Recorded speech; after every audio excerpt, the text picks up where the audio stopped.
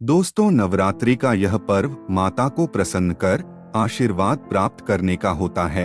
आज की इस वीडियो में नवरात्रि के विराम दिवस के दिन माता जी के विसर्जन के समय कलश स्थापना के उपाय के बारे में जानेंगे। सर्वप्रथम माता दुर्गा के नवों रूपों को प्रणाम कर आप सभी को अश्विन शारदीय नवरात्रि की हार्दिक शुभकामनाएं। भूलवश भी नवरात्रि के विराम के समय यह एक गलती नहीं करनी चाहिए, नहीं तो माता हो जाती है क्रोधित, जिसे जीवन में अशुभ ही अशुभ होता है।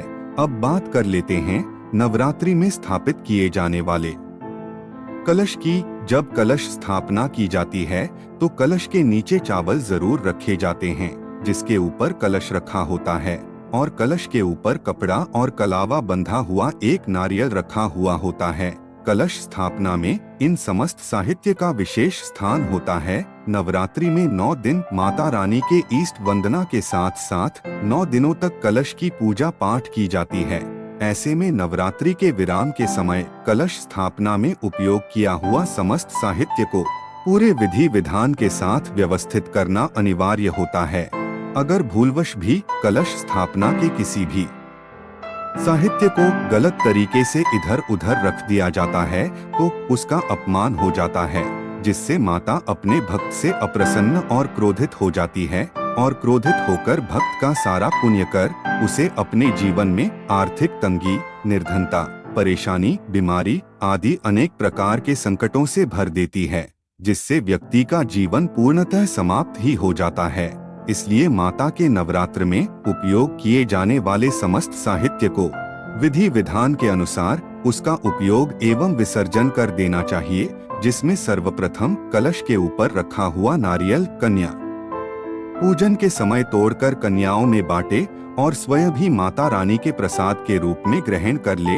यह तो था नारियल का पहला उपाय। और नारियल का दूसरा उपाय है कि जब हम माता का विसर्जन करने के लिए किसी पवित्र नदी में जाते हैं तो विसर्जन के समय ही कलश के ऊपर रखे नारियल को भी प्रवाहित जल में विसर्जित कर सकते हैं। इस प्रकार कलश स्थापना में रखे हुए नारियल का उपाय पूर्ण हो जाता है। वहीं पर कलश के नीचे जो चावल रखा हुआ होता है उस चावल में भी माता के आशीर्वाद का अंश होता है। नवरात्रि के विराम के समय कलश के नीचे रखे हुए चावल को माता के नवों रूपों का स्मरण करते हुए आशीर्वाद स्वरूप ले लेना है, और चावल को हल्दी में पीला करके एक लाल कपड़े में बांधकर अपने घर की तिजोरी में या धन रखने वाले स्थान पर या फिर अपने पर्स में रख सकते हैं।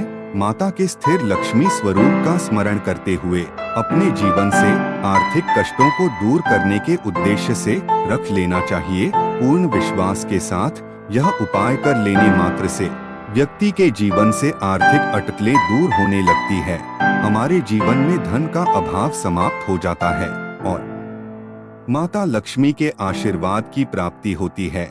फिर कभी भी धन की कमी महसूस तक नहीं होती। ऐसा कर लेने के बाद और जो भी चावल बचते हैं वह किसी साफ स्वच्छ स्थान पर या किसी पेड़ के नीचे, जहां पर कोई गंदगी ना करता हो, स्थान पर पशु पक्षियों को के लिए रख देना चाहिए, या फिर माता के विसर्जन के समय ही उसी पवित्र नदी में बाकी के बचे चावलों का विसर्जन कर देना चाहिए। ऐसा करने से हमें नवरात्रि के संपूर्ण फल की प्राप्ति होती है। माता की विशेष कृपा हमारे परिवार पर होती है और हमारा पूरा नवरात्र और नवरात्र का व्रत सफलतापूर्वक पूर्ण होता है। तो दोस्तों, यह तो थी बात कलश स्थापना में उपयोग किए जाने वाले समस्त साहित्यों की एवं उनके उपायों की। श्री शिवाय नमस्तुभ्यम। हर हर महादेव। एक लोटा जल सारी समस्या का हल। आशा करता हूं कि आज के इस प्रसंग से आपको ज्ञान का आत्मसात हुआ होगा। भगवान शिव की दया जिस भक्त पर हो जाती है उसके जीवन की दिशा ही बदल जाती है।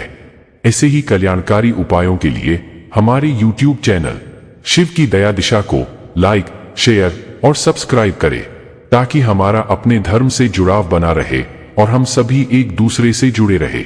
आपका आत्मबल और विश्वास ही आपकी सफलता है। जिस इंसान का जितना विश्वास होगा सफलता भी उतनी ही होगी।